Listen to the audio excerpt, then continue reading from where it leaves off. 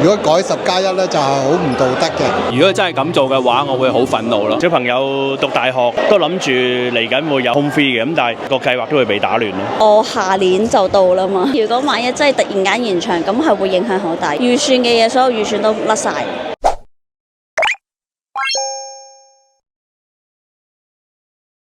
Hello， 大家好，我係妹媽。咁最近呢，有新聞傳出話，英國政府計劃將 BNO 由原本嘅5+1延長到10+1，意思呢，即係住滿10年先至可以申請永居啊。雖然呢仲未係官方政策，但係呢都引起唔少嘅關注啊！咁今日呢，我就會去到 Milton Keynes 嘅香港人活動度，問下各位移英港人對呢個潛在改變有咩睇法，一齊聽下大家點講啦！ Hello， 你好啊，點稱呼你㗎？叫我 Thomas 啊。Thomas， 你好啊！我哋今日街訪嘅主題咧係關於英國政府咧計劃有機會將呢一個 BNO 由5+1延長到10+1，想請問你有冇留意呢一個新聞？有，不過我覺得首先第一樣嘢，如果我哋一早過咗嚟5+1嗰啲咧，佢係如果改10+1咧，就係好唔道德嘅，因為即係等於中途簽咗合約改變咗，但我相信佢哋都唔會咁做。我同我老婆喺屋企裏邊講嘅就係話，如果真係咁做嘅話，我會好憤怒咯，真係會好嬲。因為當初嘅嗰個我諗講當初個 promise 就係5+1，咁亦都係我諗 reasonably 每一個攞住 BNO 過嚟嘅人都係有晒佢哋背後成盤嘅盤算噶嘛。5年之後攞咗個5年5+1之後就成為咗一個英國公民。咁如果佢而家將佢變做10+1嘅話，我去到第10年嘅時候，佢又話20+1、40+1咁樣，咁我死都未有嘅喎，咁樣。咁所以我覺得呢個好突然間會變得好個人uncertainty會超大咯，係。其實有少少唔係我哋控制得到㗎啦，已經咁冇我哋做好自己咯。我覺得就應該未至於會咁容易就去到呢一個位嘅，咁係啦。始終 BNO 同佢本身嘅嗰個難民政策有少少唔同，咁我覺得應該 OK 嘅，樂觀暫時睇落都。我覺得唔係好應該嘅，亦都未必有咁嘅可能性咯。不過就順其自然咯。聽到有呢個新聞啦，咁就都幾 surprise 㗎。其實我哋喺申請呢個 BNO 嘅時候咧，嗰個公佈嗰個條件咧都係話5+1啊咁樣樣啦。咁其實喺我哋嚟講都有個預算啦。喺呢5年裏邊嗰個職業啊，或者係個讀書嘅生涯係點樣樣去計劃啦，同埋即係我哋嚟嗰時都預咗啲資金啊咁樣樣。咁其實喺嗰個計劃嘅過程之中咧，我哋都計過OK 嘅，咁我哋先至去到做一個申請。咁但係如果我哋都去到而家差唔多最尾嗰年，如果突然間話我個條件要改啊10年咁樣樣嘅話咧，其實好多朋友都可能會有少少預算嘅唔同咯。咁所以呢個其實都要了解下，真係佢哋最後嗰個公佈嘅條件係點樣樣啦，同埋我哋點樣去再調整自己嗰個規劃咁樣咯。呢個 moment 我就仲係抱樂觀嘅心態咯。我覺得即係我哋香港係香港人咧，應該話係唔同嘅情況之下入嚟，即係過嚟呢度嘅，所以我覺得佢哋開放5+1嗰陣時咧，都係以呢一個原因，即係大家都知道咩原因啦，係讓我哋過嚟噶嘛。咁我覺得係唔應該會立亂去轉變呢一個計劃咯。咁如果講公道上，咁我哋申請嗰陣講明係5+1噶嘛。咁其實按正常我哋諗法就係唔應該有呢個改變咯，應該 keep 翻維持翻5+1咯。如果呢個計劃真係實施咗咧，你會唔會覺得好失望？咁當然啦。咁英國政府係有責任去即係守護翻當初佢哋公布5+1計劃嘅時候嘅承諾噶嘛。咁你會唔會改變你嘅移民計劃咧？咁又唔會，因為我哋都叫做破釜沉舟咁樣嚟咗，就都唔會改變嘅。不過一定會有影響咯。係因為即係譬如小朋友讀大學咁，都諗住嚟緊會有home free嘅。咁但係如果佢咁改變咗，咁好多時個計劃都會被打亂咯。你有冇小朋友啊？有啊。阿仔今年啱啱考完 A level，係啊，咁都諗住可能要可能要gap year 噶啦1年。咁因為我哋出年就6月就可以申請永居噶啦。咁但係如果佢而家咁叫打亂咗咧，咁都會有啲困擾咁，但係見步行步啦。會嘅，老實講會嘅，因為我下年就到啦嘛，咁所以如果萬一真係突然間延長，咁係會影響好大，要預算嘅嘢，所有預算都甩晒。咁你會唔會改變你嘅移民計劃？如果實施咗嘅話，咁都唔會噶啦，都去到呢個地步。會㗎，因為我哋嘅 planning 唔係咁樣嘅，特別係即係我有小朋友，咁佢又係讀書嘅時候，咁都計劃係即係完咗5+1，佢有佢嘅 planning，佢係想以 home 嘅時候可以過嚟，即係喺呢度讀到繼續佢嘅學業㗎嘛，所以我覺得係對我哋嚟講係好失望咯。咁真係實施咗，你會唔會改變你嘅移民計劃？暫時呢個 moment 我都係亦都係抱樂觀嘅心態，我就唔會改變嘅，係啦。如果佢係話真係仲要有追溯期嘅話，咁更加係唔合理啦，係咪？係啊，咁當然失望嘅。咁會唔會改變你嘅移民計劃啊？咁我又覺得唔會喎，係啊，因為咁你既然都行咗咯，咁咪繼續行落去咯。咁我又覺得佢哋每一個政策都有佢嘅背後嘅原因嘅。咁當然即係梗係覺得最好就係keep 翻原本咁樣啦，會考慮多少少咯，但係未必有好大嘅改變啦。如果真係實施嘅話，我會覺得會有少少失望嘅，因為原本我哋講開嗰一樣嘢啦，咁我覺得應該係 stick with 翻嗰樣嘢，就即係冇得去中間去再轉嚟轉去。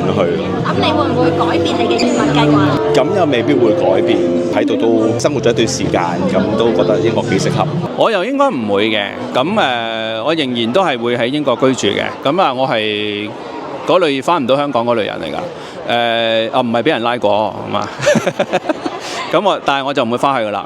無論如何都不會翻香港㗎啦。會感到詫異啦，第一失望就好難講啦，因為移民政策咧，其實好多國家唔係話淨係英國啦，咁都會隨住唔同嘅政黨啊，或者係唔同嘅時代都有啲唔同。咁其實我哋都理解，咁所以有呢樣嘅情況，其實都唔係話一個好 surprise 啦。咁但係始終就係話我哋申請嘅時候已經係對我哋英國個 commitment 啦。咁我都希望，或者我都相信啦，英國都會係一個信守一啲commitment嘅國家啦。咁而嚟緊可能申請嗰啲可能有唔同嘅。咁但係如果話真係要喺個現有嘅去咗一個追溯咁樣嘅話咧，咁我覺得喺個呢度嘅社會嚟講，未必一定會咁樣做嘅話，我都希望唔會咯。咁真係實施咗嘅話，你會唔會改變你嘅移民計劃咧？都冇辦法㗎啦。咁因為其實都要繼續落去啦，因為有好多嘢我哋都已經settle down咗啦。咁好似我哋阿茂咁樣都有個生意喺度做咗啦。咁我啲小朋友亦都準備開始讀大學啊咁樣。咁所以咧有好多計劃都唔係話3時2刻去到做一個轉變咯。咁你覺得呢個政策對於香港人嚟英國定居會唔會係一個阻力呢？未嚟嗰啲應該會嘅，係咯。咁如果嚟咗嗰啲就應該佢都有自己嘅打算啊，或者已經 set 都 down 咗啊，咁都未必有好大影響咯。我估計，或者佢哋本身根本就係諗住幾年後都係會返香港嘅，咁亦都未必有好大嘅分別咯。絕對係一個阻力。我相信好多未嚟嘅人就會打消個念頭咯，大部分都會嚇。咁除非又係嗰啲咩唔可以再喺香港生活嗰啲啦。係咯，係嗰件事真係好灰喎，突然間嚟得係啦。其實一定會嘅，始終都5年同10年係講緊一個 double 嘅時間，而且確係會有影響，我覺得。阻力係咪啊？係啊，阻力啊，絕對係。因為其實大家要離鄉別井咧，已經係一個好困難嘅決定。即係如果再係有一啲障礙嘅話咧，更加會影響佢哋嘅諗法咯。要走嘅前一段最好嘅黃金時間你唔走，要等到最後嗰1秒鐘你先決定嘅，你怨人都怨唔到嘅。當然會嘅，不過又咁講，如果而家都未嚟未申請嘅，咁對於佢哋嚟講會更加會多一個考慮咯，因為唔知會唔會仲有嘢變㗎嘛。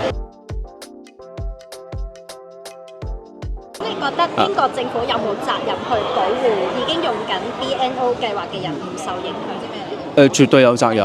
咁我哋講翻轉頭啊，你香港人嗰個居英權係一早俾佢無厘頭剝奪咗嘅啫嘛。即係以前80年代中英談判嘅時候，突然間將香港人嘅權利剔除咗，唔俾我哋居住嗰個資格啊嘛。咁夾硬出個 BNO 出嚟套落去我哋度嘅啫嘛。咁佢已經出爾反爾過一次，咁佢再嚟。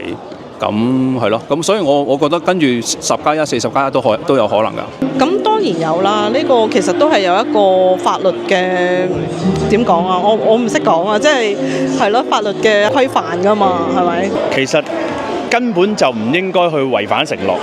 咁既然佢哋當初都公佈係5年就可以申請永居，咁冇理由去改變㗎嘛呢樣嘢。咁我哋喺度又有返工又有交稅，咁所有嘢都冇變，咁點解突然間佢要改變呢？呢樣嘢其實係唔合理咯。絕對有，係啊，絕對需要係保障翻我哋，因為其實當初大家都知道咩原因而令到我哋過嚟，我哋唔係冇諗過嚟，其實真係，但係突然之間有一個咁樣嘅情況發生咗，我哋先至考慮呢一個情況，係啦。其實唔好話英國政府啊，所有政府對人民作出嘅承諾嘅話咧，都係需要 fulfill 呢一樣嘢咯。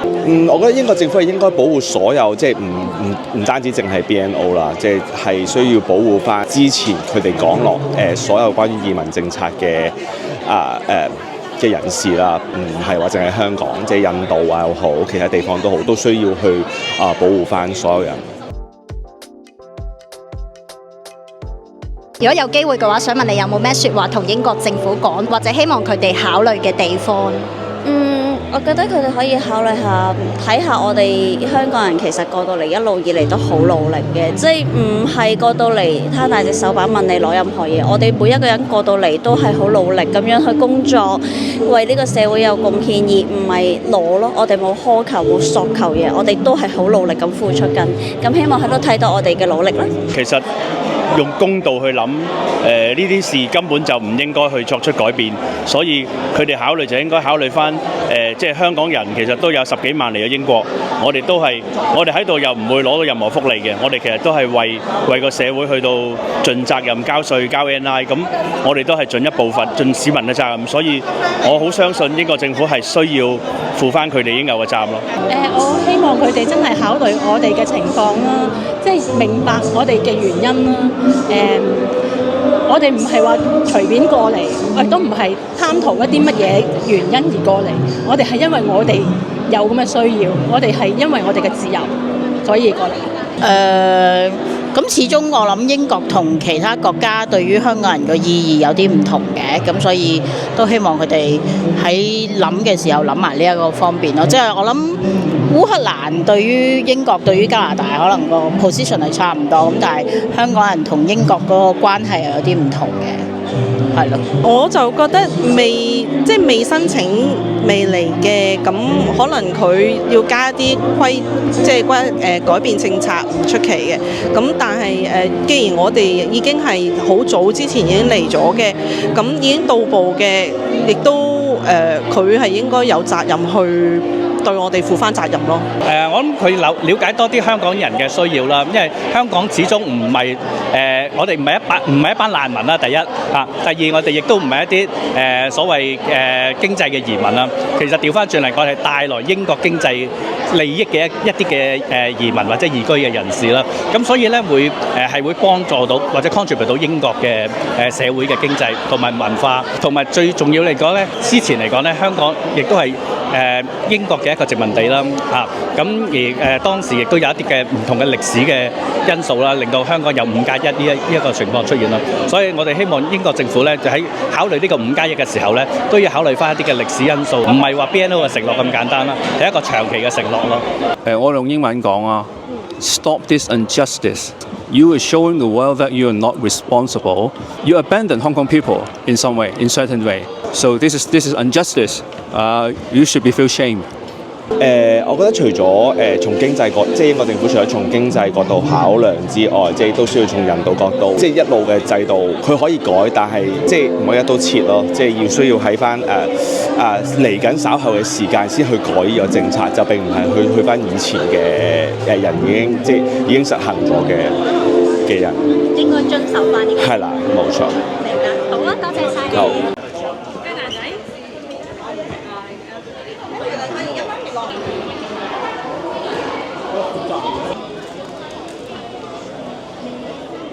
啲公仔全部都係你織，係啊，我自己勾㗎。織一個要勾要幾耐？有啲就可能幾個鐘頭，有啲要勾幾日咁樣咯。咁我哋所有嘢都係由門牌開始嘅。咁啊，最初就係希望將個獅子山掛喺你屋企門口啦，希望大家翻到屋企有個家嘅感覺啦。咁呢個係我哋嘅隔熱布展啦。咁啊，真係隔到熱嘅喎，佢真係一個silicone做嘅。咁咧就希望大家香港人可以煲底見啦。喺個煲底拎起咗之後，就見到我哋香港人啦。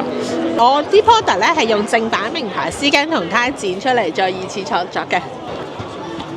冷凍包咧，咁就可以自己配湯底啦，亦都有啲而家最新出有啲配好咗餸嘅同埋湯底，咁亦都有啲係自己揀嘅湯底、米線同埋餸。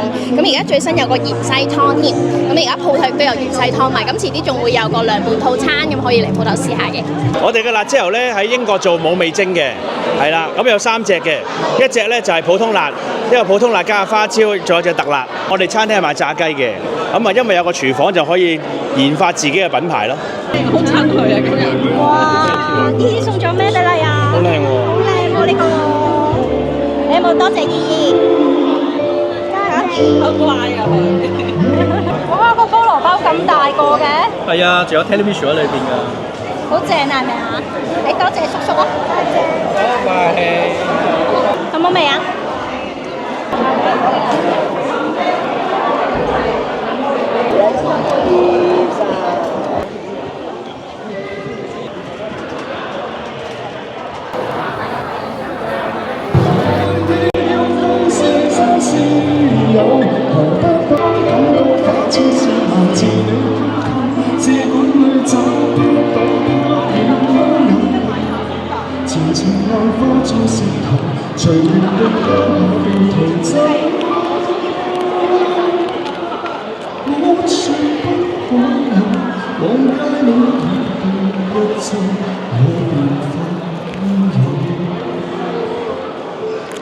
其實咧，我哋每一個嘅聲音都好重要啊！咁希望英國政府咧可以聽到香港人真實嘅感受啦。咁喺制定政策之前咧，可以考慮埋我哋呢班已經喺英國落地生根嘅人。咁無論點都好啦，希望大家咧都可以一齊繼續喺英國建立我哋嘅新生活啦。